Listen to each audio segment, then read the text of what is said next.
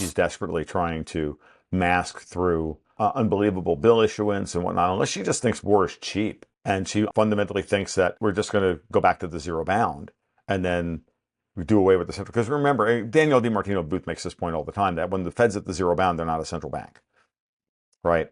So Danielle's point about that is absolutely correct. If we're going to have a central bank, then we might as well have one that actually works for the United States. And Yellen is insane in thinking we can afford both wars.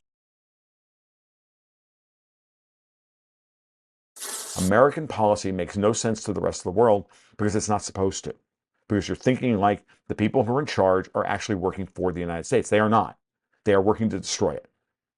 Period.